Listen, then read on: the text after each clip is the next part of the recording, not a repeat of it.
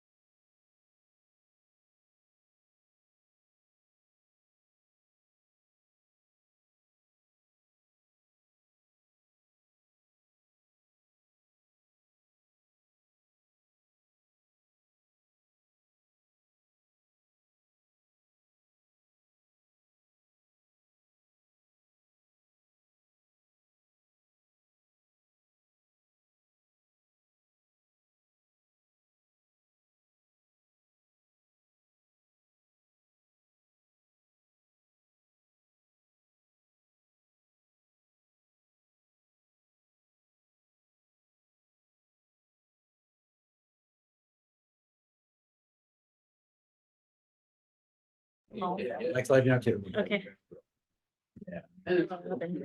Small heavily. What's her name? Did you get both of them forms? Okay. I remember now. Made it real easy. Yeah. Yeah, you know. You drive that station. I figured it, you know. Oh, I would, I I think I know. know. I always say that to you, but everyone. It's too expensive. You can't afford to be there. It's the repair. Yeah, it's like ours one thing, it's the maintenance repair. Well, if I get one every 3 years. I'm fine. Yes. That's true, yeah. That's yeah. At least, you know, it's 41 to repair. Not, it's just for a fun car, Yeah. not put many miles on it. Yeah. I Bill. my dad. always- Okay, I'm gonna go ahead and get started. So thank you all for being here today. I am excited because this is my first training class with the whole office. I've been doing training classes with the new brokers and some supplemental training as well with the accountability group, but this is my first one here. I am not shy, but I'm a mini version of her, so I'm gonna try to do her justice as we go through all the changes that are gonna be coming on January 1st. In terms of forms and everything else, we'll go over some answers that we've gotten since the last time we've had these classes, and we do have a few more updates since even last week. So it's almost like it's changing daily as we're getting down to the final hour. There's still some things that we're missing that we don't know about, so we're hoping that those will all get answered by next week. So there's still more to come. It's just a work in progress. So, hi everybody online as well. I'm gonna go ahead and get started and just to basically do an overview. There's been lots of shifts throughout this industry in the past. And for those of you that have been here 1 year, 2 years, 10 years, 20, 30, 40, you've seen changes throughout those times, and this just is one of those again. So it's just an opportunity for us to shift based on what's going on in the industry and within the market. You guys have all seen what's been going on with the lawsuits, everything like that. So these are to get us prepped and prepared so that we're not in that situation. And so far, we have not been a part of any of those lawsuits, and neither has our MLS. Yes, thank you, Jerry. And we are knocking on wood that we continue that trend. So this is to prepare you for that. We're going to go ahead and get started. For those of you that are here in class, I'm going to be going through the notes, but also we'll be referring to the actual forms itself. Jaden, there are 2 forms up here on the table. Tyler as well. Tyler's heading back there too. Yeah, and Tyler's back there as well. Okay. So just a preview of what we're going to discuss today. We'll take care of it. Okay, get a few more.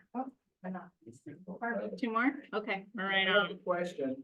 Already? What time is breakfast being served? That was BYOB.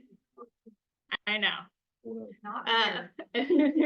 And Jerry brings up a good point. We'll go through it. We're going to have scenarios at the end. If you have questions while we're going, I'm happy to answer those. But if I know the answer is going to be coming a little bit later on within this packet, I will let you know that as well. Okay. So as of January 1st, it is going to be required that every buyer has a buyer broker service agreement. Shorten it for BBSA. So that's the biggest change that's coming on January 1st. There's also going to be some changes to terminology. So instead of being a dual agent, you're going to be a limited dual agent. And both parties must consent to being a limited dual agent. And there will be separate spaces on the forms for everyone to individually consent to that. And there's going to be more transparency in terms of compensation than there has been before in regards to the buyer side. It's already been that clear and transparent through the seller side, but more so on the buyer. And there's modernization, and we're going to be simplifying the real estate brokerage in Washington, the former agency law brochure, which we'll get into a little bit more.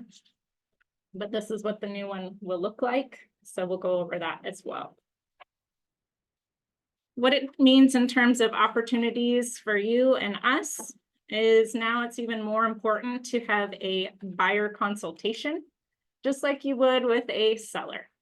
going to be important to provide value and show the buyer what you're going to be providing for them. So that way, when you sit down to talk about this new BBSA, it's not going to feel as foreign to you and hard to express and have that conversation.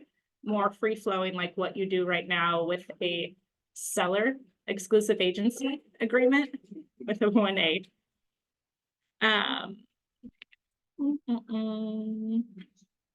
There's going to be education, and Shai had talked about, she hasn't seen a lot of people utilizing the pamphlet that's been out that the Northwest MLS gave us. And if you were part of Annie Fitzsimmons class,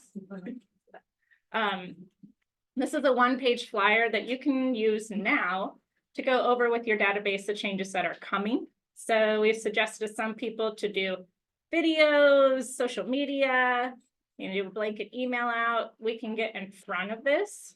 So there are opportunities for you to start doing that now within your own database. Where do you find? So this, Is it in here?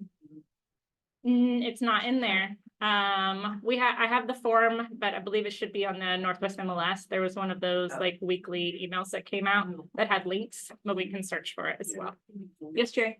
So is that what we have our buyer's initial? No, this is just the informational one page that talks about the changes to come. This is what Annie originally showed us back when she did that training. It was a preview to that. This is the one that replaces the law of agency. Yep.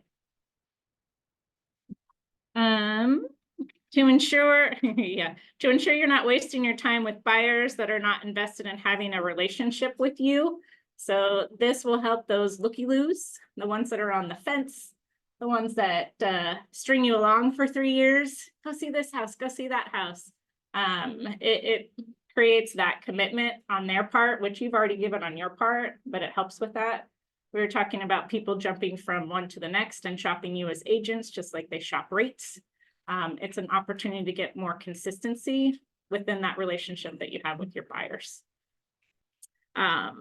Shai talked about this. For any of you that have had connections or dealt with an attorney gives an engagement letter that talks about the details of the costs and services they're going to be providing, like an overview. It's the same concept of what we're going to be doing with the buyers. You're going over that agreement to talk about compensation, how your showings will go, what you will show them, what you won't show them. So it's more transparent than it has been before. We're going to go into the changes now. Forms. Instead of using the red line forms like we've done in the past when we've done teaching, there were so many red lines on this that Shai went in and just highlighted the most important changes just to make it more simplified because there was a lot. So you'll notice that that's been highlighted on here. So we're going to jump right in. I think we talked about this, but the biggest thing is between a listing agreement and a BBSA, you have to have one after January 1st to get paid. Let me repeat that again. If you want to get paid, you have to have a 1A or a 41. Okay. You will now have 90 days to input a listing after having paperwork signed. So we'll go over that change as well. Oh, actually, before we get into this, give me 1 second.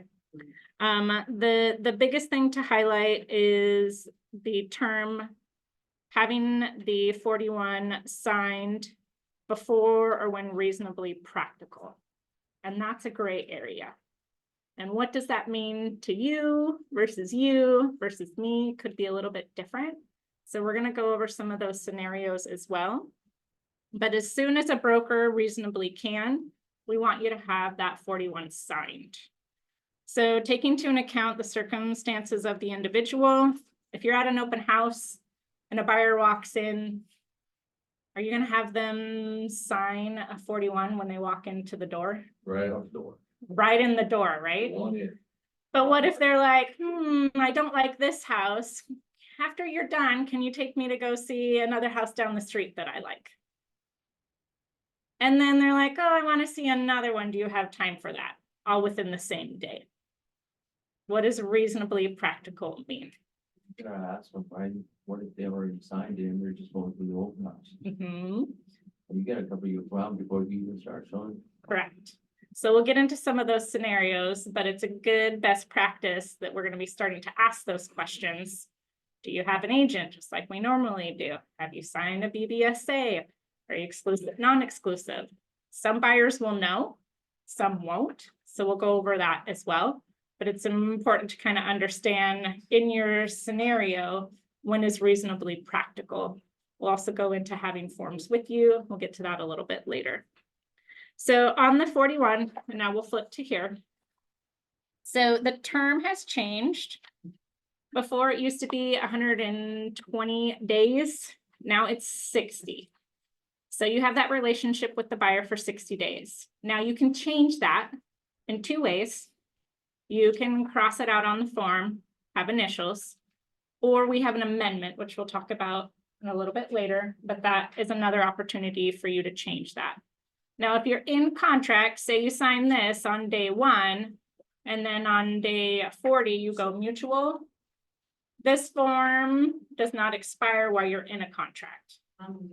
So if let's say your deal falls apart and you're at day 65, then you need to get a new 40 warrant or get an extension of that. But just like if you're in, a listing agent and your listing agreement expires while you're pending, it still goes through the end of the closing. So same thing. Yeah. Can you write until canceled?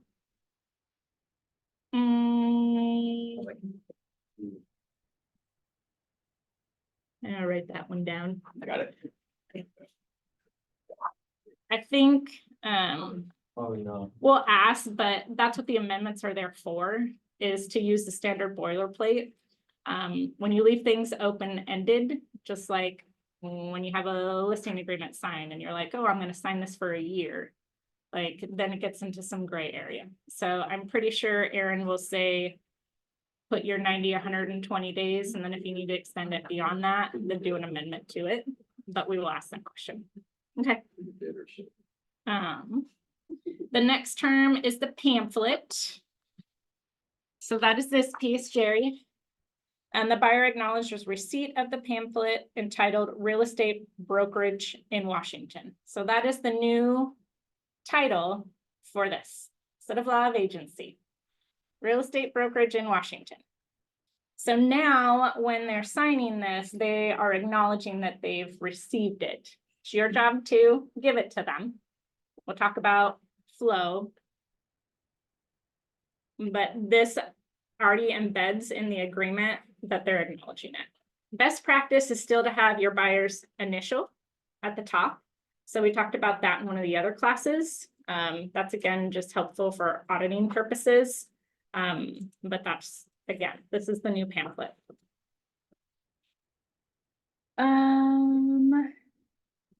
Down below, talks about exclusives versus non-exclusive. Just like with a listing agreement, exclusive means just you. Non-exclusive means they can use anyone. There is another spot where you can put the following areas. I typically use unlimited as the area, so that covers me for the entire MLS. But if you have a buyer that is wanting to look just in King County and you're exclusive there, can they go look in Pierce County with another agent? If they're not exclusive with you in Pierce County, can they have more than one non-exclusive agency agreement? Yes. So it behooves you to have that conversation in the beginning. Are you working with other agents? Exclusive versus non-exclusive, having that conversation, very similar to what you do with the seller. Okay. Limited dual agency. So that just, again, simplifies, it's not dual agent, it's limited. So if Brad and Karen have a transaction together, then Shai and I are dual agency.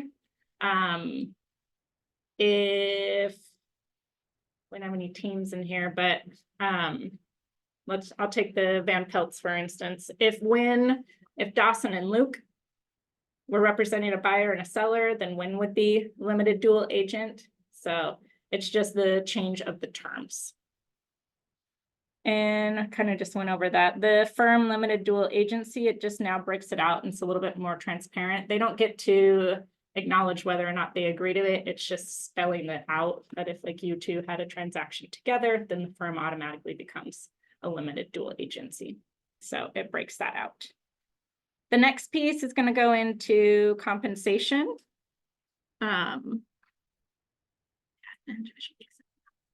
So we get into the weeds a little bit with this. This is mostly about how you run your business. We're not going to talk about percentages because we're not price fixing here. But whatever your business practice is, if there's a listing and the SOC is $30,000, and that's your business practice to accept whatever the seller is offering, then you have to make the appropriate marks and check the boxes within A, B, and C. So the first one just talks about percentage of the purchase price, or if you have a fixed dollar amount. And then there's an other box, which will kind of get into where the 41A comes in place, where you could use that instead of the other box. B is if buyer broker is a limited dual agent and represents both buyer and the seller, then the compensation shall be equal to blank. Very similar to the seller. If you're going to do both sides, are you getting 30,000 on one side and 25,000 on the other? Are you going to take compensation for both? Buyer acknowledges that there are no standard compensation rates, and the compensation in this agreement is fully negotiable and not set by law. That's the big piece.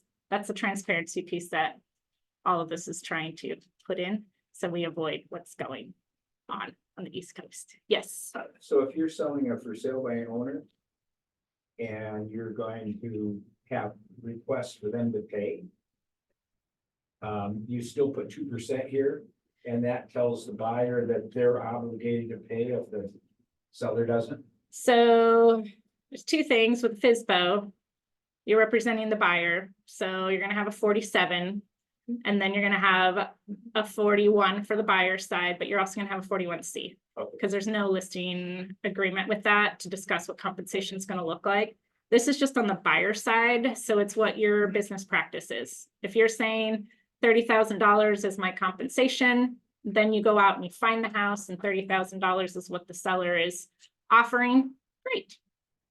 Then it's a non-issue, move forward. You put $30,000 down and then the SOC is 25,000, then that's where the next page will come in, or you can use a 41A. So flip into the next page, seller compensation offered.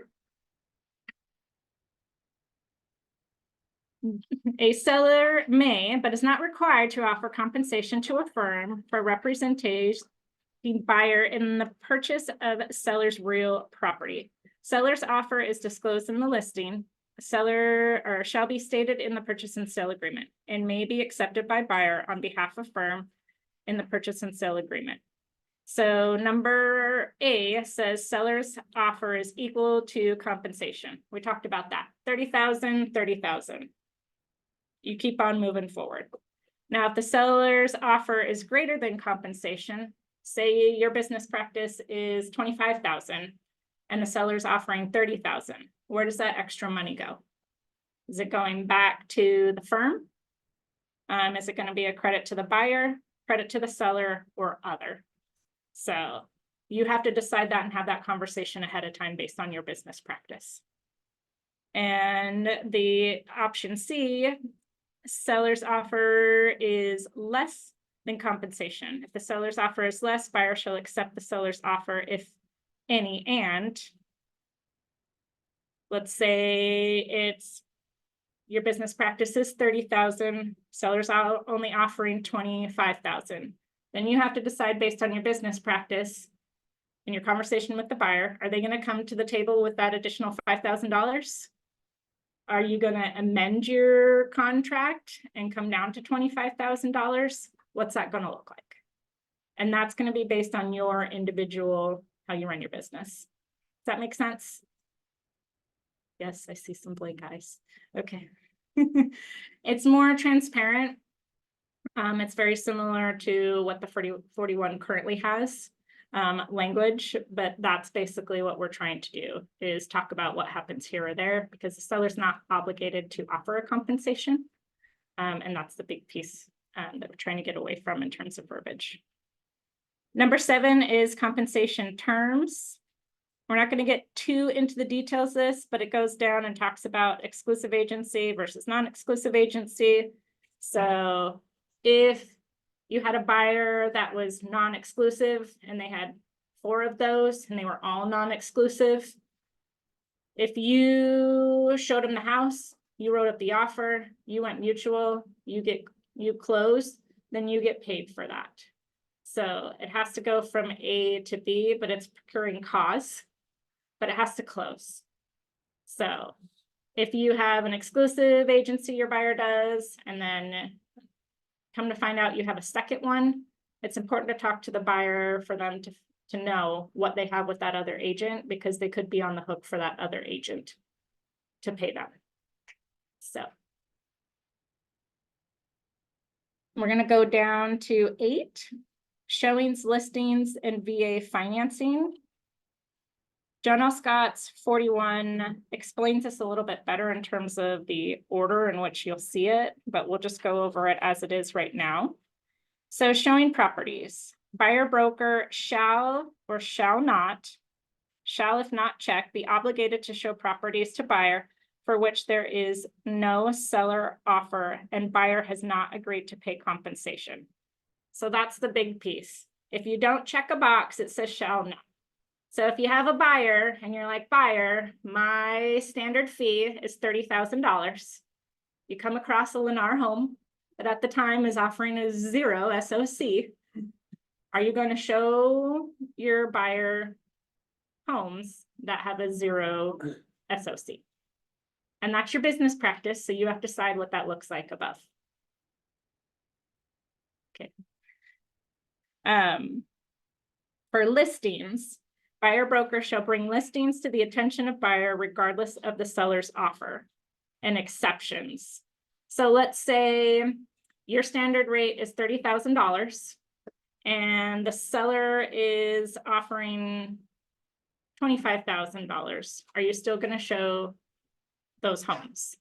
So let's say the seller's only offering $10,000. Where's that exception for you? Obviously, you know what the 0 is going to be, and that's an A. Either you show them or you don't show them. But what happens if it's below your standard rate of $30,000? So you're just having that conversation ahead of time with your buyer to discuss what that looks like. For most of us, probably still going to go show the house, right? But if your business practice is, look, my rate's $30,000, I'll go and accept anything $25,000, but if it's below that, you have to pay the difference. If you don't have the money to pay me that difference, then do you want me to show you those? And that's like the transparent conversation that you have with your buyer. The buyer has the additional funds, then there's not going to be any exceptions. But if they do and they don't have the funds and can't make up the difference, then you're listing it out here in the agreement. Then it's just up to you, you just might as well show. What was that? Then it's just up to you, right? I mean, why would you wanna lose the? Correct. It's to you. Correct. So it just, this makes it really transparent as to, like, in the industry, we've had them where we've gone in the MLS and we've seen a 1 or $500 or something that's below like where our standard is. And so now you're just being transparent with that buyer to be like, look, buyer, you may or may not have shown that in the past and been like, yeah, you know, good luck selling your house, buddy, for, you know, $1,000 or whatever that may be. Now it's transparent with the buyer that you're not going to show those properties. Any questions on that? Well, I was gonna say, Yep. another option would be to raise the price of the house, Correct. and then the seller could use those funds to pay the. Yep. So there are options to this. I'm just going over the forms as they read now. But in terms of compensation and what your business practice looks like, yes. So let's say the seller is offering, like your rate is $30,000.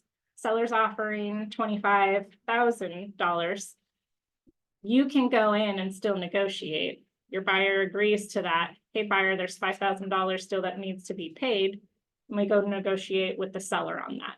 And then that's when we'll get into the 21, where you would go as not pay as offered, but see addendum. And you include in a 41C where you ask for the additional funds. Okay.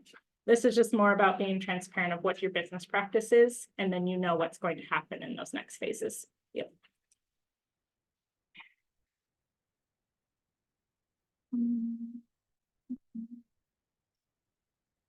Speaking of that, somebody just brought it up, you can just raise the price up. Yeah, because it's part of the. So, yeah, so I had it, I just food for thought, I just had it not recently, but over the years. I think we raised a 5,000 or something, it was a small amount. But the seller was so uptight about paying the, obviously it's gonna change. When you raise the price, then they have to pay excise tax on it. Correct. It was only a matter of a couple $100, but she chose not to pay. So I'm just saying, that, there could be a seller that, might not help you in that type of, even on That's $100 been an bucks. issue for years. Yeah, So $100 you bucks can or pay $200, so you just gotta figure out, how, whatever works. Just set the commission based on the original sales price. That solves all the problems, because you have them agreed to that amount, and now you gotta raise it, but if you just raise the selling price, but leave the commission based on the original price. That would take care of it. Those are options I'm too. sorry. Nope, you're fine. Well, I had one 4 months ago where we raised the price and then the appraisal came in short. Yeah. So Yeah, it happens. things can happen. like, Yeah. you try to be creative with that sense of how do we help the buyer? How do we help the seller? And you go in with a plan and then you have to, okay, plan B, that's not gonna work. So there's opportunities based on how you set your business practice of how you can go in and ask for that additional compensation if it happens, but then if you get a whammy, then you have to work through what that issue is.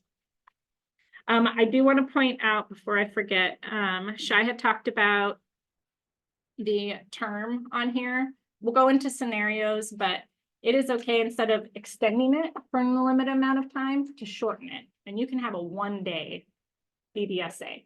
So when we were talking about that open house and someone walks through, wants to see additional houses with you, you can do a 1-day non-exclusive agency agreement, but you have something on file. And then after that, you're like, okay, I want to work with you, you want to work with me. Then 41A, which we'll get into, an amendment and make it longer, or your one is already expired, so then you sign a new one. So you can do any length of time that you want to in here, 1 or 2 days, based upon the scenario itself. Okay, and we'll get into that one in a second. Okay. Any other questions on Form 41?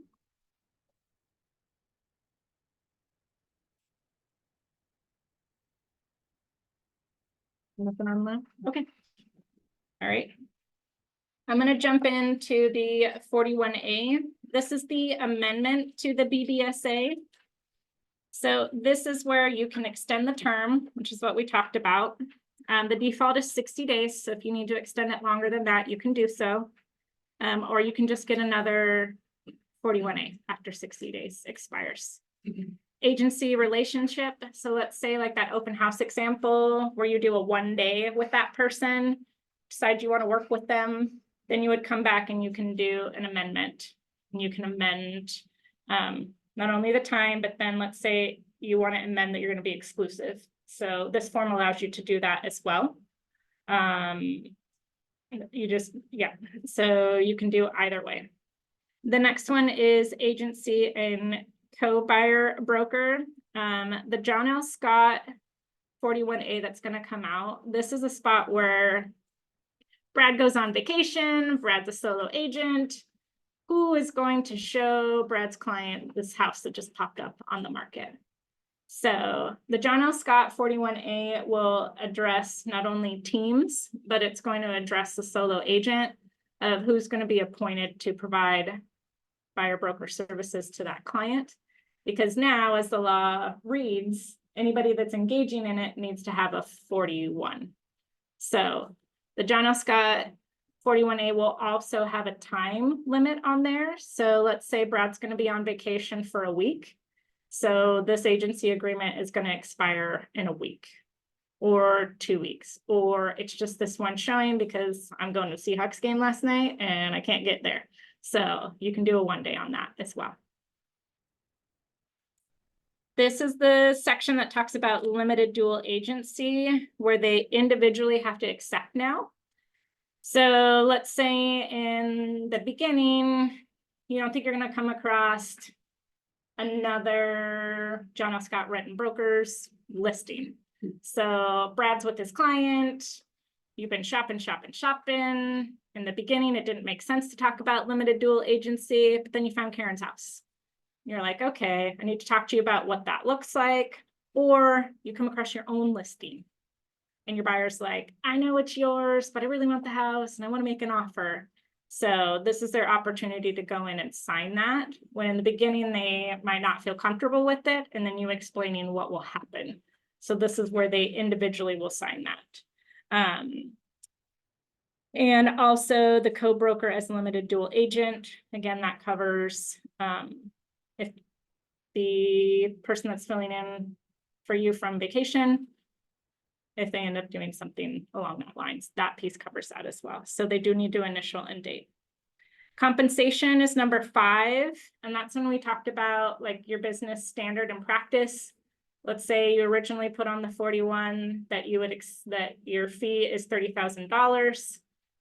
You're not going to show them anything other than $30,000. And then you come across their dream house and it's $25,000. Well, now you can go in and make that amendment here and amend what your agreement was. So a lot of people who their business practice is to accept what the seller is offering. This is an option for you to then come back and do an amendment to whatever the SOC is for that specific house that you found. And you can make that adjustment. Questions on that? Yes. Back to the agency, Yeah. co-buyer broker. So the co-buyer broker needs a 41 and a 41A. No.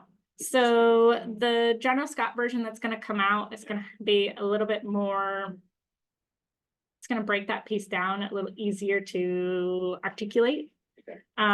But basically you don't need a 41 as a co, you just need to amend the current agreement to say that this person's going to fill in for you for X amount of time. Okay. So that's their agreement that they're going to work with your buyer for this portion. If they, no one's not going to like you, but they're like, oh, Brad's on vacation and now I don't want to work with Brad, I want to work with this other person, and then everything has to get terminated and they have to do a new 41. But Okay. this is just the opportunity for you to say, if this person is going to provide buyer brokerage services, they have to be somewhere on a 41 or a 41A. So when you have teams, the John L. Scott 41 addresses teams. So like for Van Pelt, all 3 of them are on a team together, so their names will be listed. But if you're not a team and you're a single broker, this is where that opportunity is.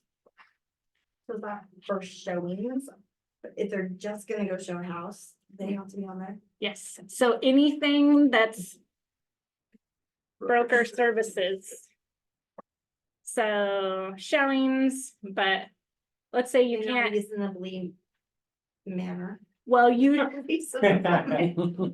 this you should know. Brad, you're going on vacation next week, right? Yeah. So you got to get this in place before you go. For sure. The reasonable like amount of time is just the initial BBSA. That has to be done. This you should already know when you're going to go on vacation and get that done ahead of time. Yeah. And give yourself the time to discuss what that looks like, and why it has to happen is because the law now states Right. anybody that's providing real estate services, needs to have an agreement with the buyer. Good question. Does that help? Got to follow us How's up. that work? It's Redfin. I think this will be a good like wake up call for Redfin and their business practices. We don't know what's going to happen, but it is law. So we all know they have a different hierarchy and tiered program with showing agents only and listing agents only and premier agents and yada yada, but I think this will help the industry. We talked about like regulating those rogue like business practices that have just showing agents. Like they're gonna have to explain that. They all have to have them. Lennox was talking about, just at a corporate meeting last week on Wednesday. We're kind of the industry like pace setters as a company. We have not heard of any other company that's been having as many training sessions as what we are, to get our brokers up to speed around what's happening. So I think there's gonna be a lot of, we're gonna be in the know, and the buyer on the other side, or the agent, or, you know, the buyers aren't gonna know. And so that's why we talked about get in front of them, talk about it, have your pamphlet ready to go. I think it's going to, I like to say there's a range of professionalism in this industry. So it's gonna, again, like shorten that gap, and we're just gonna stand out amongst the rest of like what our value is and what we bring to the table, and how, you know, do you want a Redfin agent that isn't complying to laws and is like opening themselves up to lawsuits and litigation? Do you want that kind of person representing you? No, I don't. So, yeah. You know, I think there's gonna be a lot of different situations. That this is really not gonna be fully covered. Because when you're negotiating, for example, you know, certain price ranges, if you're looking for first-time buyers, a lot of first-time buyers don't have the money to pay commission. So a lot of those are gonna be in a situation where it's gonna be the same. But say you're in a multi-million-dollar situation and you're competing against other people, you know, the fact that they pay the real estate fee might be something that they'd be more than willing to do because they really want the house. So if you put down here, you know, if you go in with the intention of not having them pay anything or whatever, I mean, it's gonna almost have to be circumstantial. You're gonna have to explain the different options that may come up, so that they understand, you know, well, it depends on what they're really, yes. Yeah, absolutely. Yeah. And we talked about this in one of our training classes. Your business practice doesn't have to be $30,000. Maybe it's $50,000. And that covers anything you've seen in your past like decades of being in the industry. Like you can set whatever bar you want on your agreement, and then you can amend it based on the situation. Because there's been times where you might be in a multiple offer situation. You're like, okay, well, I'll lower my commission and give it back to the seller because that's what it's going to take to win. Like you might come across that situation, and then you're going to need to amend. And so that's what this form is. So they're trying to create forms for us to operate as what we've been operating now, but just more transparency and in writing, versus before we would just done it behind the scenes and wrote up stuff, and hopefully it's on a form 34. So it's on there. Yes, question? Yes, from online, Karen Sanford wants to know specifically what we need to do forms wise when we have another agent show a house for their clients. Okay, so Karen, you are gonna use a form 41. And on number 3, you're gonna appoint the broker that's gonna show the house for you. Now, on the MLS form, there is not a time allotment for how long that broker is gonna show you. That's why we're suggesting once John L. Scott's come out, that you use that one so you can put a time limit on there. But you will have them fill that out, and that fills that gap for whatever you're not gonna be able to cover for that particular buyer, if that answers your question. We have another question coming in from Tina. Okay. She's wondering if it's okay to say, and I think this is in regards to commission, Tina, correct me if I'm wrong. Can you say, quote, negotiated with a buyer on a case-by-case basis? I think she's trying to avoid stepping on the no-no words. Oh. We're gonna get into some no-no words at the end of things that we used to say that we are not saying anymore, and the appropriate terms to use. So Tina, if I don't know if this is accurate. Are you asking about like what to put on 5? Is that the verbiage you're referring to? Yes. Okay. The way Aaron explained it, So if you click the box other and you're like, I'll accept what the seller is going to give, and that's your business practice, well, it opens it up to a little gray area, because what if the seller is only offering $1,000 or $500? Then you're stuck with that. So, depends on how you want to run your business practice. It might be better to start out saying, here's my $30,000, this is the fee I charge. And then afterwards, you can do an amendment based on the conversation you have. We talked about this at the corporate meeting too. People didn't want their brokers to limit themselves and say, accept what the seller is offering. Because really this is all about showing your value and why you should be compensated at all for your services. But that's a business practice decision. Does that help? I think so. Okay. Any other questions? Good. And then there's a box for other, on the 41A down below.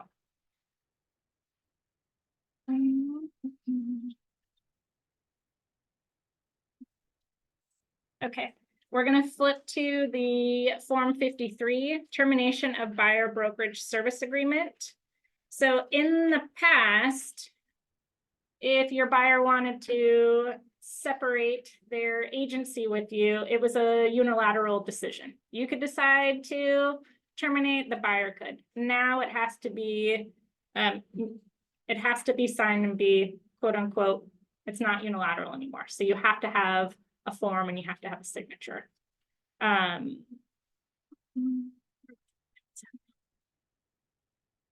So someone had asked,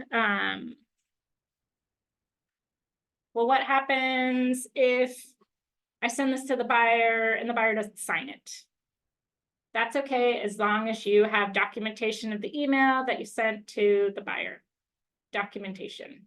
But this is what this is. So let's say you have a buyer that has an exclusive agency agreement with a Redfin agent. And they're like, I don't want to work with that Redfin agent anymore. I want to work with you. Okay, great. Well, if your exclusive agency agreement with Redfin says unlimited, you know, and now you're doing one with me, you might be responsible for paying commission to the Redfin agent in addition to, like, well, the seller's going to pay, if the seller's paying you, and the seller's paying me, then you might still owe compensation here. We can't advertise or tell people to terminate their agency agreements, but we can say, upon termination of your agreement, then I can help you. So this is the form for you to do that. If you end up not working. So let's say the open house situation where maybe you sign it for longer than 1 day and maybe you just do the standard boilerplate, which was 60, and then you decide after those 3 houses, I really don't want to work with this buyer. Well, you can come in and then you do one of these forms. So it's not unilateral anymore. Yes, question. Paul would like to clarify that there's no need to terminate the buyer agreement if it expires. Correct. This is that if it's within that 60 days and you want to sever agency relationship with your buyer, that's what this form is now for.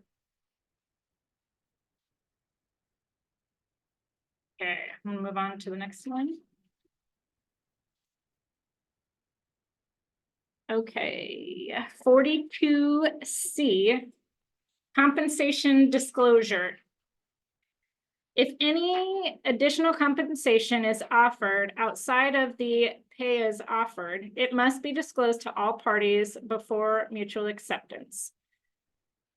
For example, the listing broker offers additional compensation if a full price offer is submitted by a certain date. So let's say, like right now, you find a listing and it says, if you can close before Christmas, I'll give you an extra $1,000. So these are for those situations. Let's say there's a referral fee involved and you're getting a 25% referral fee. That's outside of the SOC, so that has to be disclosed on this form. We talked about builders that sometimes offer an incentive to the buyer's agent that's outside of the SOC. Those are times where you will use this form. It's not often. But if you get into a situation where they're going to be compensating you in some sort of fashion that's outside of the SOC, you need to disclose that. That needs to go on to your PSA. And it needs to be included with your offer, so it's transparent, disclosed, and then it's mutually accepted. So. Any questions on that one? So it's rarely used. It's rarely used. Yeah, they just created the form, yeah. Yes, Paul would like to go into more detail about disclosure of a referral fee. okay. So there are a couple options on here, compensation from seller. So in the case of a builder is the seller, so if they're offering you, additional bonus for closing before Christmas, what is that bonus? And if it fits into box 1, 2, or 3, if it's compensation from a listing firm, which again, these are rare circumstances with that. And then there's an other box. So if your specific scenario doesn't fit within those, then come talk to Shai and I, and we'll help you with that. This was also the thing we've been talking about with the, if a buyer comes into your open house and the buyer says, well, I'd like representation, can you refer me to somebody else? And you refer them to somebody in your office and then they write up the house and you are receiving a referral fee from that person you referred them to, that has to be disclosed. Correct. Yeah. So you're the listing agent, you're hosting your own open house. Unrepresented buyer comes in. I want you to write up the offer. You don't want to be a limited dual agent. You're just going to refer them to someone else in your office. So yes, if you are receiving compensation, if you're not, then you don't need this form. But if you are going to receive a referral fee, then you do need this. So referral fees are common. We've seen them, but we haven't had to disclose those. Now we have to disclose anything in terms of compensation.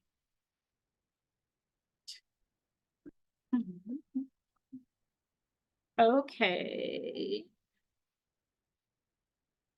Oh yeah, and this is that other example, or let's say the seller receives 5 offers and 1 offer credits the LOC. You're disclosing that. That would be another example of when to use the 42C. All right. Oh, yes. Sorry, one more question. So Yeah. I don't know if this is the right place for it, but if we are a listing agent, do we have to make sure that the buyer's agent has a buyer's agency agreement?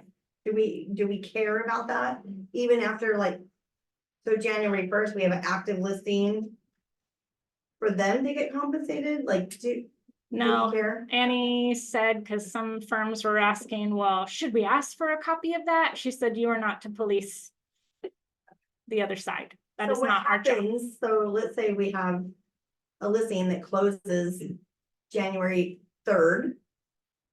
This new agent or this buyer's agent doesn't do this buyer's agency agreement.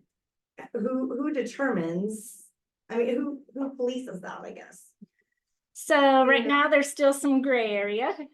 But what Annie was saying is it's not the listing side to police and ask for a copy of the buyer's agency agreement.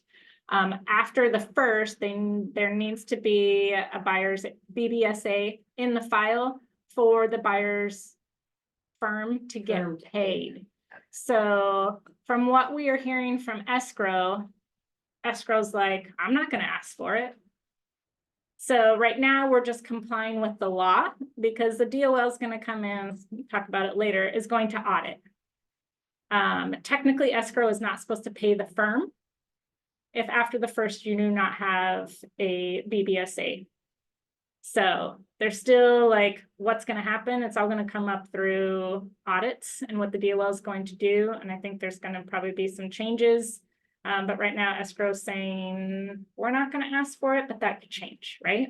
So if the DOL is finding whatever they're finding, And they want to talk about, you know, changes. There could be more changes to come, but as of right now, we don't police.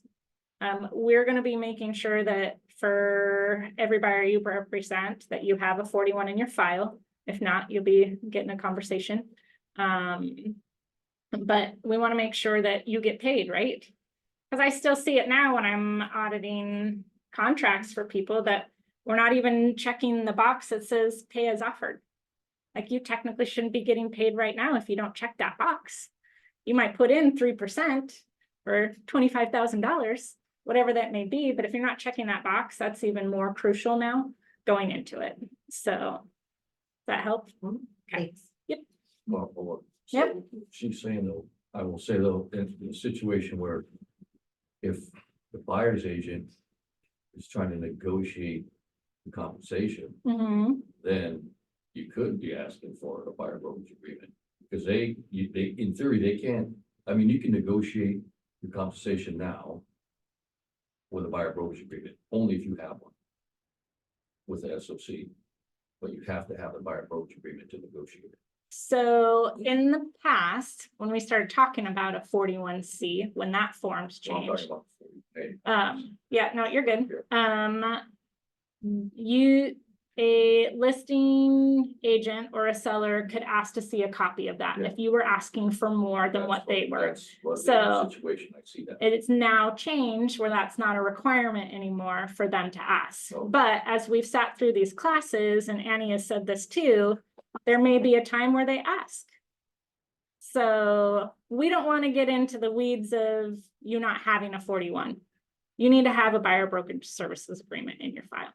And that's gonna negate any of that. Now, if you're negotiating compensation in the beginning and you're saying, okay, here's my 41, my business practice is $30,000, you're only offering $25,000, I'm coming to negotiate with you to pay the remainder of that. Then if the seller asks you for a copy of that, that's gonna be a one-off situation, but now it's not built in like what it used to be. Okay, so where you that's had to changed, show it, but correct. Previously, you did have. You to did, provide that previously you before did. negotiate the SOC. Correct, but now that's not in there. Yep. Yep,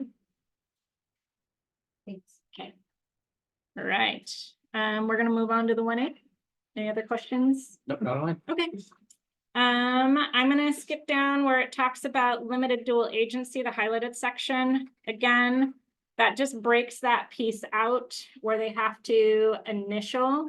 If Karen and was selling a house and Michael's buyer wanted to buy it, let's say in the beginning when you were doing, or this is, sorry, the 1A. So let's just say in the beginning, your seller's like, I don't want, you two to do both sides in-house.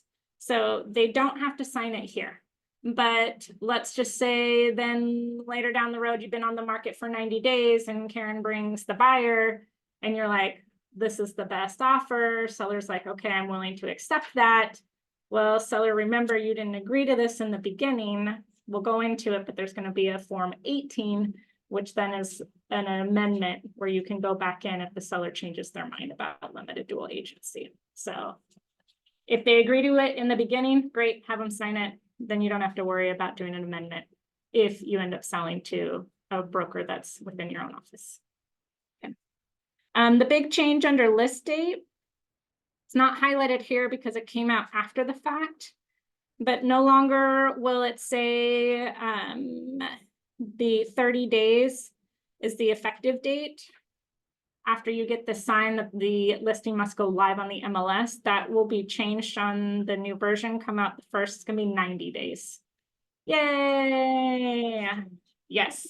So for a lot of us, like me, it's helpful because you go in and you do your walkthrough and you're like, here's your punch list of stuff, seller.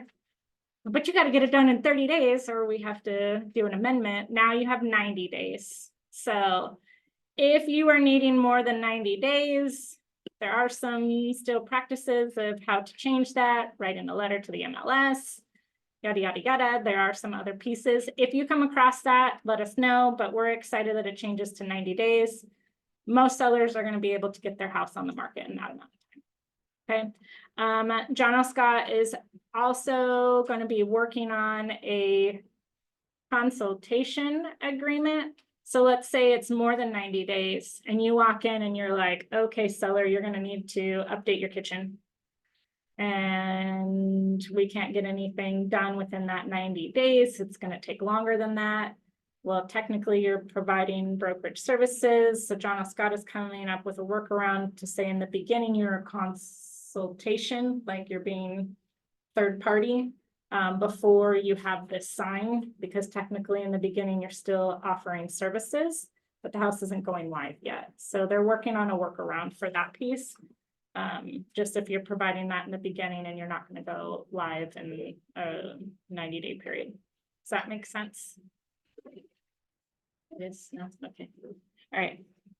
And then down below, to address any privacy or similar concerns, seller may instruct listing broker to limit marketing by not displaying the property address or map location on the internet, by eliminating any and all internet advertising, and by imposing specific showing requirements and other similar restrictions. This has always been known, but now it's in writing. So it's on here. The seller decides to restrict. You have a 7B or 7C or some of those restrictions underneath there. It's more transparent now. To the back page.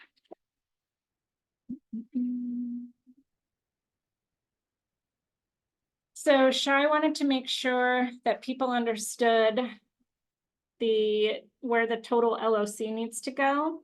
So for listing firm compensation, whatever your fee is as a listing agent, $30,000 or a percent. And then down below, if the buyer is not represented by the buyer brokerage firm, the listing firm shall be compensated blank percent or dollars.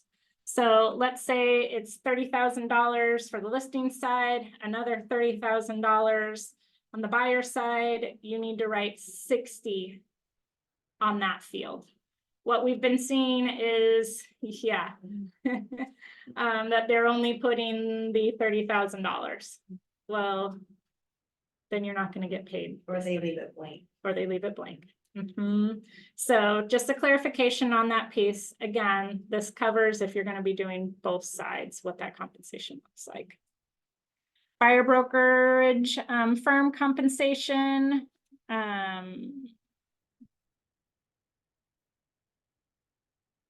This is not new, it's just stating it again in writing. What is that going to look like? This again is the transparent conversation.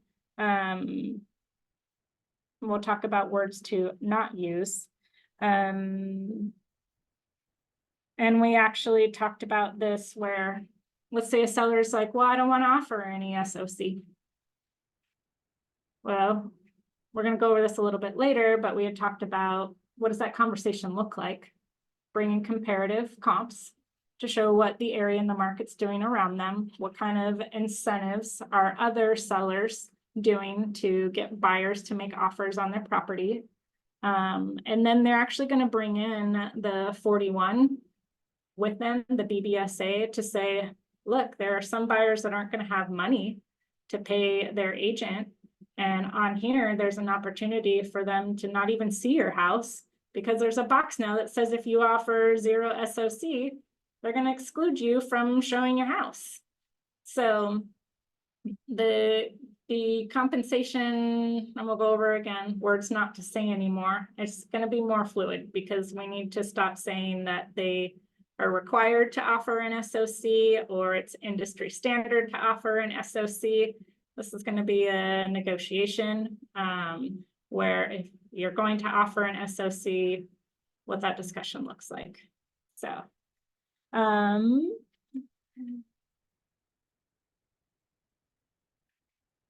then, yeah, compensation negotiable, kind of just went over that. Additional consent, seller consents to firm receiving compensation from more than one party and to sharing of compensation between firms. Provided that any terms and amounts offered to or by firm are disclosed as required by law. So that is like the 42C that we just talked about. referrals, bonuses, those kind of things, now just in writing, saying that everything has to be transparent in terms of compensation on both sides.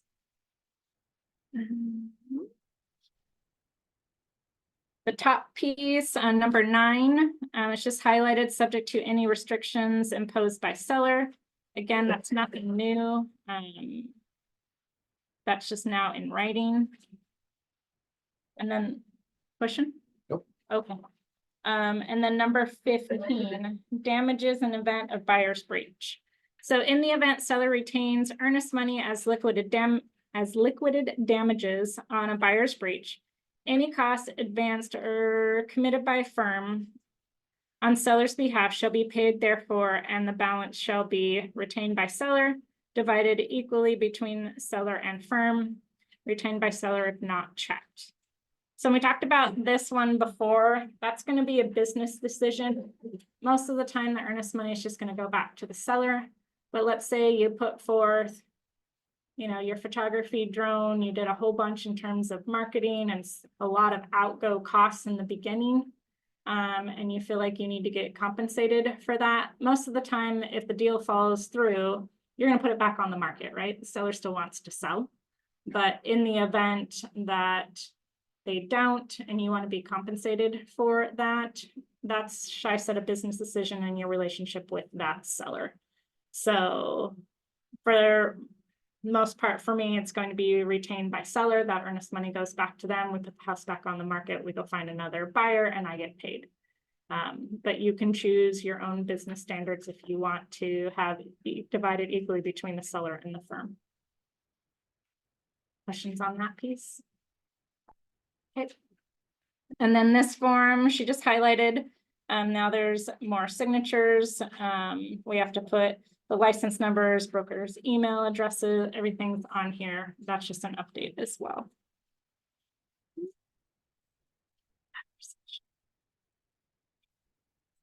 Okay.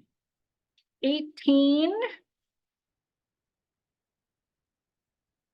So the Form 18 is basically what, just like what the 41A does to the 41.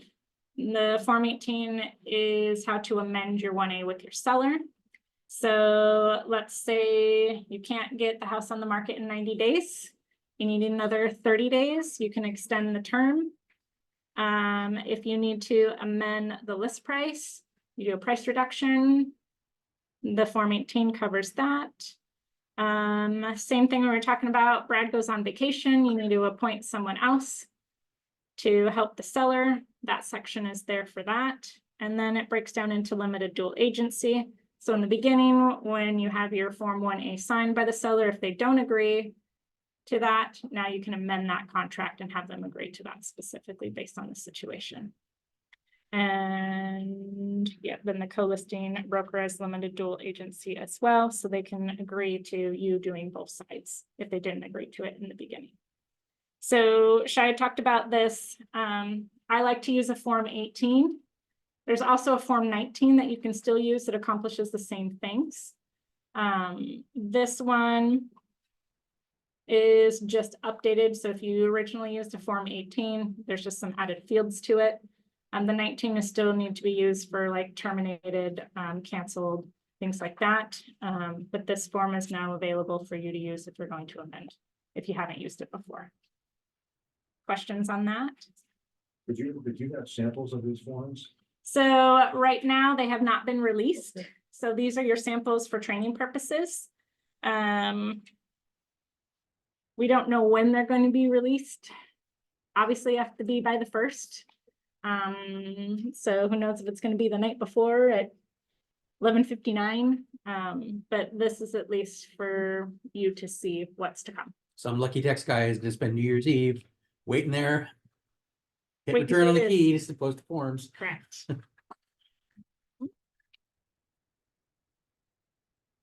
Before I go too far, the Form 18, if you have an active listing right now that's going to still be active come the 1st, then you will need to get a Form 18 sign that discusses the limited dual agency. Shai is asking that you get that Form 18 from your seller within 7 days. So we're gonna be going through and talking about straddle or pending that are pending now in 23 and are rolling over into 24. If you have a pending listing right now, you don't need to worry about that. It's only if you are still going to be active and you're not pending after the first of the year. Another agent does an open house for you. You have to- Yes.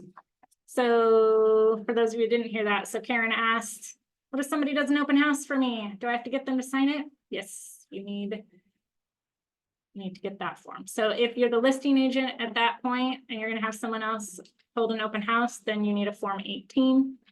And you need to put that person's name for number 3. Who's going to be representing them during that time. Good question. Next, we'll go to the Form 21. There's very few changes on that. The biggest piece is on number 16. Instead of it being dual agent, now it's limited dual agent. So it's just a change of the term. And if you flip to page 4, the Form 21, under section K, if a party is unrepresented, the email is sent directly to the party's email address specified on page 1 of this agreement. So in the past, if you had a FSBO, or let's say you're the listing agent and the buyer is unrepresented, and you have to send a contract email correspondence to that buyer, how did you have consent to know that they received it versus when you have agents on both sides, you have to email the agent and the firm's email address. Now it's stating out that as long as you have delivery to that unrepresented party, that's suffice for the rules. So it's just a delivery clarification on that piece. Next page, if you go down to section T, this just talks about agency disclosure. All parties acknowledge receipt of the pamphlet entitled Real Estate Brokerage Services. So if you recall, on both the 41 and the 1A, there are now sections in that that say you've received a copy and you acknowledge receiving a copy. Again, best practice is still to have initials up top of your form, but now that's embedded into the contract, so it doesn't come back to bite you. Under U, the compensation offered to the buyer brokerage firm, if any, is set forth in the specific term number 17. This is just transparent and it's in multiple places. Again, to make sure our MLS is more compliant than others have been, to the sharing of compensation between firms. This is just all about being more transparent with compensation. I wanted to go back to the first page. So I can go back to page 1. Of the purchase sale? Yes. Yep. Number 17, buyer brokerage firm compensation. Please, please, please, make sure you fill this line out. If the SOC says 2.5% and you're going to negotiate to 3%, what percent do you put in that first blank?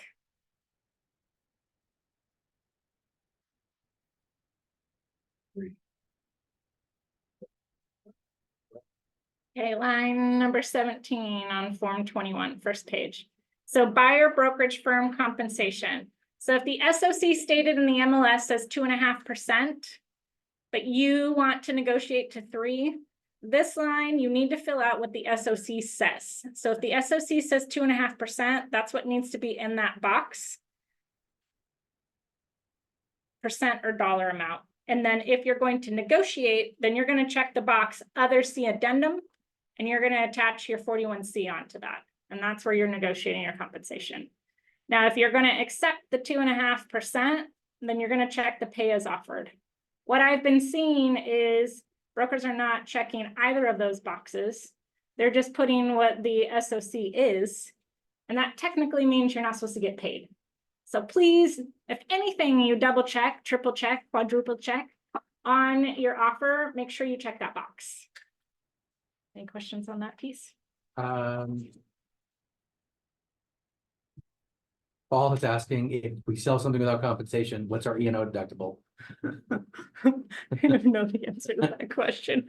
I'll have to get back to you, Paul.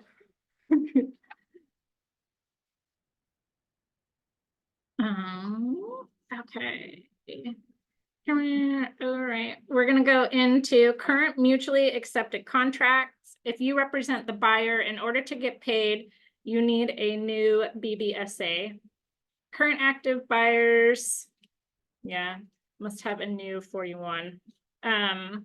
So if you have a transaction that's pending now, you're the buyer's agent, and you don't currently have a 41 in their file, you need to have one come the first. I would highly suggest you have that conversation now and at least get the current form that's available into your file, because then it's a easier conversation to have now, but you can wait till the first, but at the first you need to have that.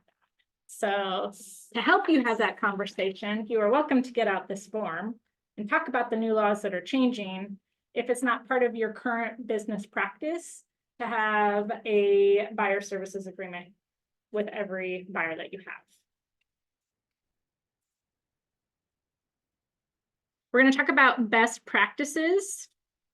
So one of the things that got brought up during our corporate meeting, and I've talked to our team about, for those of you that know the forms well, there are packets in there for a purchase and sale.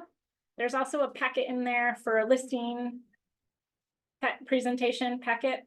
We are going to be discussing doing a buyer's orientation packet to go in there as well. So now more than ever, it's imperative, we talked about, to have a buyer consultation. The way the order needs to go, you need to have the pamphlet first. You have to give that to them first. Then you're going to talk about your BBSA and any other pamphlets that you need to have. So if you are involved with a FSBO, or one party is not represented, you as the agent have the agency duty to provide this pamphlet to both sides. So we talked about, expired hand receipt, okay. So what I've been doing, it's just myself, as my business practice. I talk about the pamphlet, I get initials up front. I talk about the 41 and I have my client sign it, but I do that all within like an orientation with them where I go over the forms. I also talk about lead-based paint. If they end up finding a house there. I also talk about the mold, moisture, and mildew pamphlet that's in there. And I also talk about 41D, which is the home inspection piece. So at minimum, you need to have the pamphlet and you need to have a 41 within your consultation. But if you want to create a well-rounded like presentation, you can add in those additional forms. You do need to get a lead-based paint pamphlet signed if you are making an offer with a house that has been built in that time period. So, yeah. After the first of the year, are you guys gonna make like a checklist? Like for like, taking a listing or buyers, and make sure, while they're agents turning in paperwork, they check everything, I have this, I have that. Just to make it a little bit easier for them. So let me see if I can answer that. So right now, we have buyers or listing packages over there that have most of the commonly used forms. In Transaction Desk, we also, when you open it up, have the most commonly used forms. It's going to be situational based, but you also Like a transaction sheet, just along with that, all the documentation that you guys are required to make sure. It's going to be situational based. So you're going to have either a 1A or a 41. If you're a 1A, then you need to have a 17 if it pertains, if it's an estate sale or not. If the house is 1970, 60, whatever, then you're gonna need to have lead-based paint. You're gonna need to have an LIP based on what, if it's a condo or residential. Just independent. Correct. The only thing that's going to be changing, the forms are still the forms. It's just the verbiage on the forms. So your checklist should still remain the same as to what you're using. What we're gonna go and monitor is to make sure if you're representing a buyer, that you have a 41 in the file. And we're gonna get to in a second what to do with that if the buyer is not attached to a transaction. We'll get to that in a second. But we were just talking about, we were sitting in another class and a broker was like, I'm gonna use Chat GPT and do a welcome letter. So she literally just sat there and told Chat GPT what she wanted in her welcome letter, turned her phone to me, and I was like, that's pretty good. So you can use different social medias and AI to help you accomplish those. But if you have the opportunity to have a consultation, just like you do with a seller, to go over your value and your worth, it's good to have that discussion, and that like sets the tone for the entire relationship that you have with that particular client. So we're just stressing that. But we understand, as do I, where you get the random like call, hey, can we go see this or the open house? Like sometimes that happens. So best practice that we've been saying is if you're gonna go do an open house, have the forms with you, have the copy of the pamphlet and have a copy of a 41 with you. In the old days, you guys used to carry around like milk carton crates and you had your forms in there, right? So it's like going back to that, have the forms with you.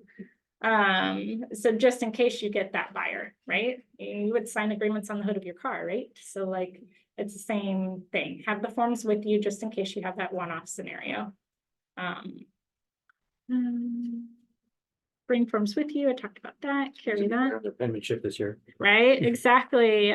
The base paint pamphlet. If you have, yeah, we talked about this. If you have a 41 BBSA sign and the buyer wants to terminate, you should then send the form 53 terminating the agency relationship, even if the buyer does not sign, have the paper trail. Bring the BBSA, yep. Okay, let's talk about phrases and words not to say anymore. Industry standard, typical SOC, required SOC, normal. If you don't offer an SOC, no one's going to show your house. Brokers will not show your home if the compensation is less than X. And I like this one. Buyer, my services are free. The seller pays me my compensation. So those are all things we don't say, and I know you all didn't say them before, but we don't say those going forward. So it's a conversation of, hey seller, how do you want to incentivize the buyers to make offers on your house? Here are the comps that I've done. Here's what these sellers are offering incentive-wise to get buyers to make offers. Whether that's an SOC, maybe they're offering carpet allowance, maybe they're offering this, they're offering different terms. Like that's the kind of conversations you want to have that doesn't pigeonhole you into saying, oh, the industry standard is $30,000 and $60,000 for both sides. So it's more now you're having to use your comps and your analysis to go through that. Seller not required to offer a compensation, but if you don't, here's the houses that didn't offer an SOC and they've been sitting on the market for X amount of days. Here's the buyer BBSA. If you offer zero compensation, they can exclude you right from the get-go. We're not going to see as many showings. So those are just some ideas and examples of how to go through that conversation with the Take all seller. the forms with you, right? Yes. Travel with the forms. Words and phrases you can say. Look at the comparable properties. I said that for home values and consideration, or what's that? Comparable size, conditions, specs, incentives. Your house is, you know, on a busy street. This one is on a corner lot. It's in a cul-de-sac. Are you willing to pay a buyer broker compensation to provide incentives? We talked a lot about the buyer has to come to the table with three things: down payment and closing costs, which usually eats up all their money. They don't really have money to pay a broker to help them. So seller, as one of the incentives, do you want to offer a compensation to a buyer broker to get as many offers as possible on your house? So just examples of phrases for you to use. We're going to talk about scenarios next. We've talked about this. You meet a potential buyer at an open house. Home's not a right fit, but you know of a home around the corner. You set an appointment to show the buyer later that evening. You then show them the scheduled house and 2 others. They fall in love with the second house and want to write up an offer. Ask the potential buyer, have they signed a contract with another broker? True? Should you ask that buyer if they've signed? Asked before, I showed them in the house, what do you time? Exactly. Make sure you ask that question again to go over exclusive versus non-exclusive, Unless they want to pay to open up doors. right? we can do that. You still have to have a You get it, yeah, I BBSA. agree, you have to sign, You open up a door. $100 a door. Yep. Started offering brokerage services when you opened what door?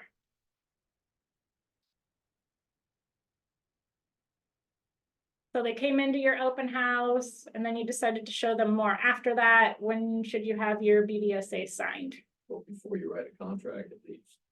At minimum. Yeah, that's what I'm saying. Second.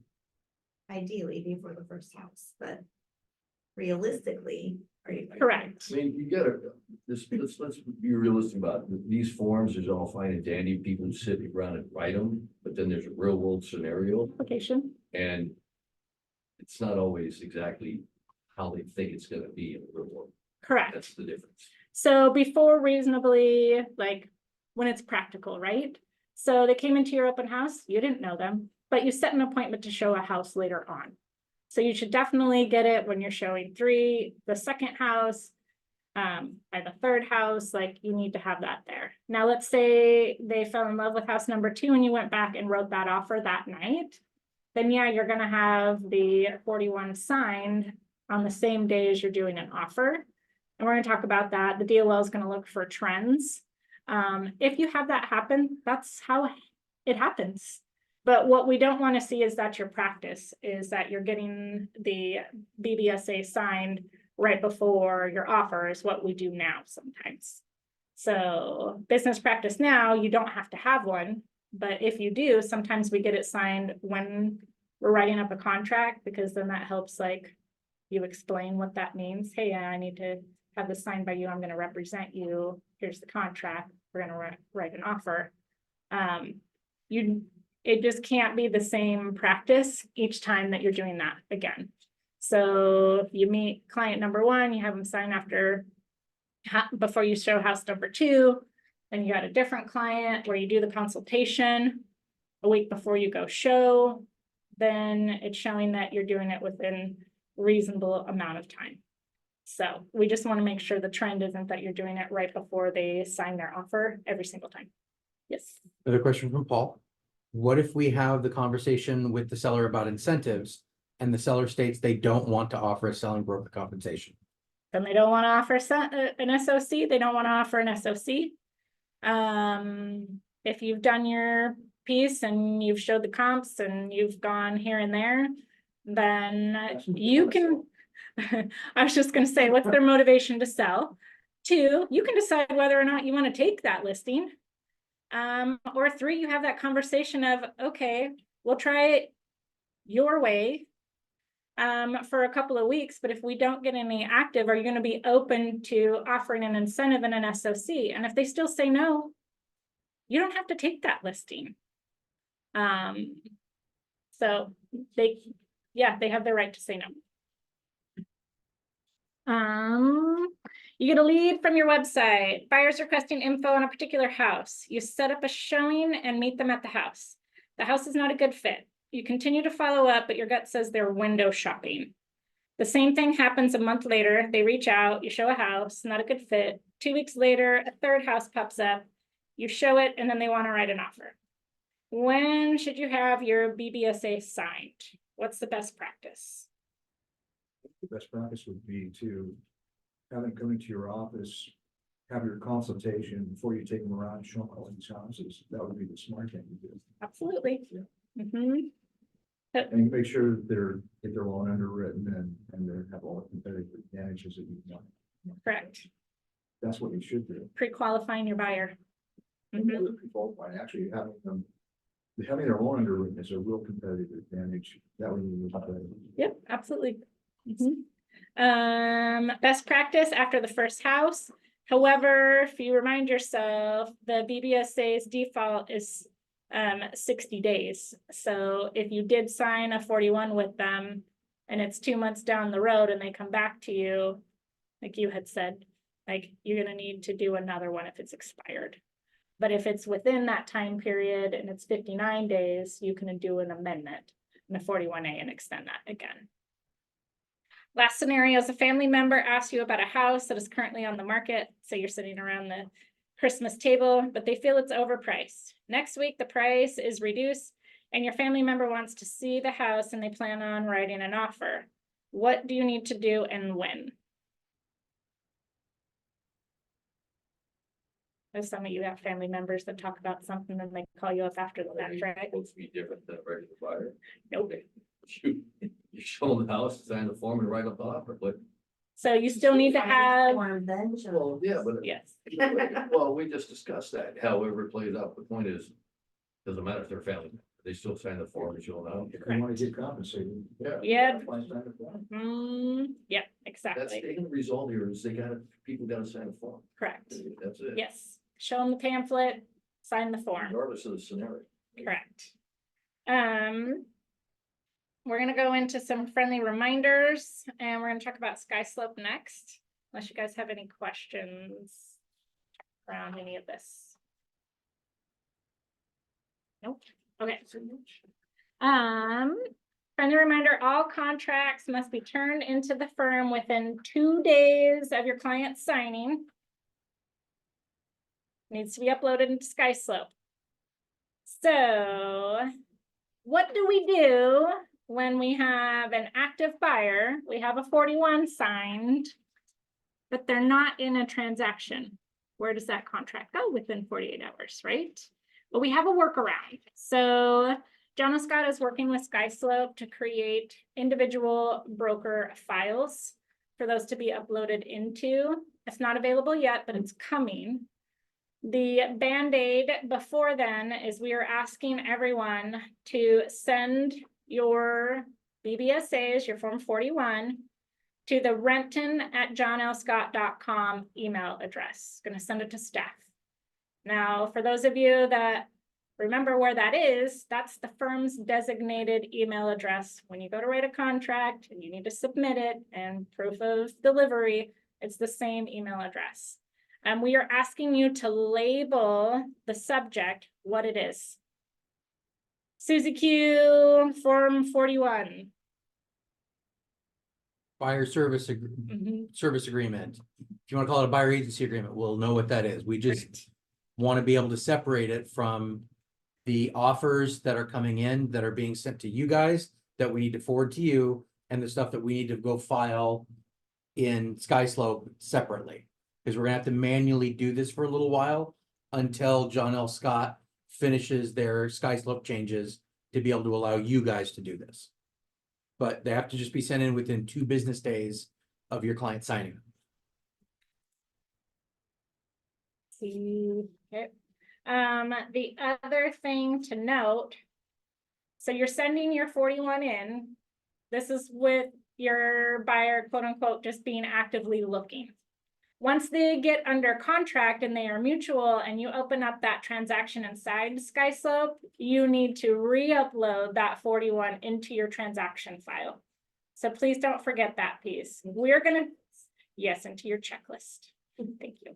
We're gonna take care of housing that Form 41, your BBSA, while your buyer is still actively looking. So we will have that for DOL audit purposes.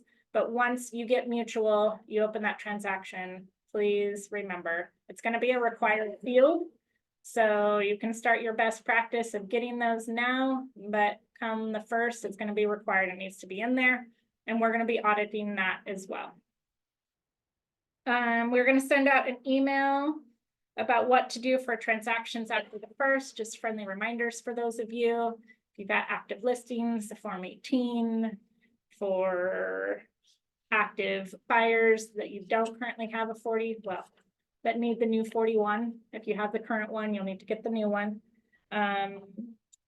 Also a friendly reminder, just with audits, John Hunter said he feels like we're gonna get audited in the first few months. You need to upload all your correspondence to SkySlope. So when you're doing text messages with your clients, are you uploading the pertinent information to SkySlope? Some of you are, some of you aren't. If you are not, you have a couple ways to accomplish that. The WhatsApp app has an option for you to basically email your string of text messages that you can basically upload into SkySlope. Colin had a good tip and best practice. If you have clients that you're texting with, when you initially set it up, that group, you can do your client's phone number and you can actually put in the SkySlope email address that's tied to that transaction into that group, and then all of your texts will go to SkySlope. You just treat the email address, so everybody knows that in SkySlope, there's an email address associated with every transaction. If you take that email address and put it into your text message chat, like it's a phone number, it'll work. So all you have to do is with your client's phone numbers, just create a group chat, a group text string with that email address.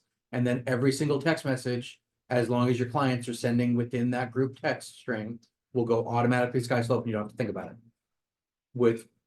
I know, it'll work. Well, yeah. It works. You don't have to upload technically every text, like, I'll meet you at the house at 3 o'clock. That's not, you don't have to have that. It's only text messages and written communications that are relevant to the transaction. But if you just want to send everything there because it's easy, the auditors can all look at I'm in the red car waiting for you at the house. They can see those texts too. Best practice that I do once the transaction goes mutual, I just start CCing my SkySlope email address with all of my emails. So everything just gets uploaded. Then I have to go back in and any correspondence that's before that, then I manually forward to my SkySlope email address. So you have that option as well, but just a reminder, as we're getting audited, there's a lot of us that don't upload our correspondence. We only upload paperwork. The reason John Hunter's brought this up at the manager meeting is this is a trend that the offices that are being audited are seeing. It's something that auditors are looking for. As having gone through a couple of these with Shy, they all, like, every time they come back, they look for new things. Like, they have trends, they have things they want to focus on. They're focusing on this right now. So it has to be done by closing.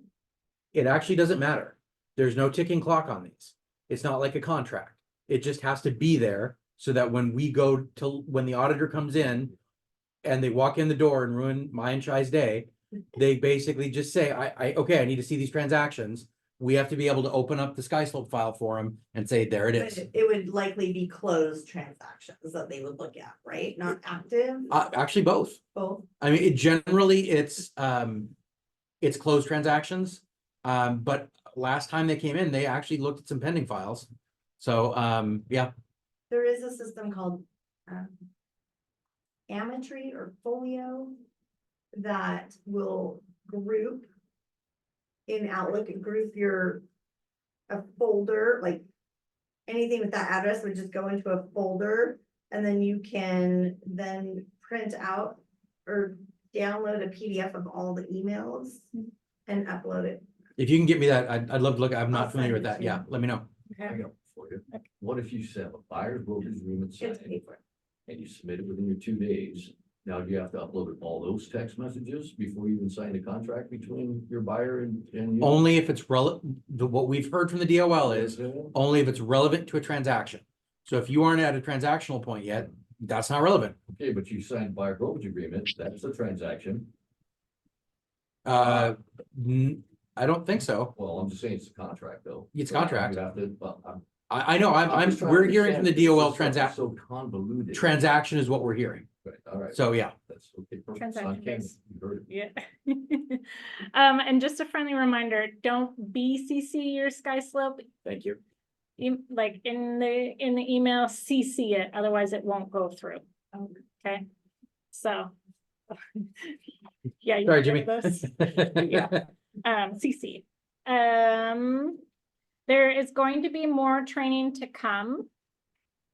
Shai and I will be doing, I think we talked about doing weekly classes in January about how to fill out the forms. Right now is the overview of the changes of what's to come. So we will have that with the training calendar come out. If you need additional assistance with those, you can come to those classes as well. John L. Scott is going to also be offering a 3-hour clock hour class in Kent on the 21st. From 9 to noon that you're welcome to attend if you want. It's in person. We will send out that information today for you if you'd like to attend that and get clock hours. That's going to be with Jeff Cohen and Aaron Bariano, who's our in-house legal counsel. It's going to be the same information. Shai and I are basically taking all of the classes we've been doing, Train the Trainer, Annie's, the Northwest MLS. We've been doing all of those training classes to then pass out that information to you. So it'll again be more of the same thing, but you're welcome to attend that as well. This the big overview, and you talked about it. Get this. Get one of these or this one. So I've been using the regular 41 in my business practices for years, but I just switched over to the John L. Scott form. I like it because down here it has buyer representation, exclusive agency. It goes into a little bit more about your value and what you do for your buyer. So when we're talking about buyer, I'm going to be compensated X. These are all the things that I'm going to be doing. Just like you explained to the seller, these are all the things I'm going to be doing. This is the compensation that I require. It has a nice little piece that at least helps the discussion, and it gives you a starting place. It also has a nice little diagram that just talks about the steps of a transaction. So I like this form. If you haven't seen it, it's in the file folders, but it's also in Transaction Desk, and it's on the MLS. So you can Google JLS 41 and it's there. Now, Aaron suggested that if you're going to start out with the John L. Scott version of the buyer broker services agreement, that if you are going to amend it for any reason, that you use the John L. Scott amendment 41A. So don't go back and forth between the Northwest MLS form and the John L. Scott. Whatever you start with, then those are the subsequent amendment forms you need to use. So that's why it's not cross verbiage. The John L. Scott form that I've seen, the draft, I like it because it's not as confusing as the MLS form. It helps in terms of verbiage, One with the JLS amendment. the one with the nice Yeah. 41. So you 41, can choose which one. correct. So JLS 41. So it's the same thing, MLS 41, John L. Scott 41. 41A. Yeah. So whichever one you choose, just make sure to use the corresponding amendment if you need to do an amendment to it. So this is more like lawyer talk. This is lawyer talk and a little bit down to earth normal talk, if that helps. And it addresses Section 8, which talks about, do you show listings that offer zero compensation, and do you show listings that offer less than what your agreed upon term is? So it's just worded a little bit more easier to digest, is what I'm saying. Buyer consultations, way to go. Get them out there. You can start now. Start telling your people what's going on. If you have pending transactions and you don't currently have a buyer services agreement, you can get one in there now. At least have the conversation. It's easier to do with the first. or come the first, you are required to do that. Questions? Questions? We're good. Thank you. Have a great day, everyone. If I don't see you, have a happy holidays and Merry Christmas. Good. Good. And I got you out early.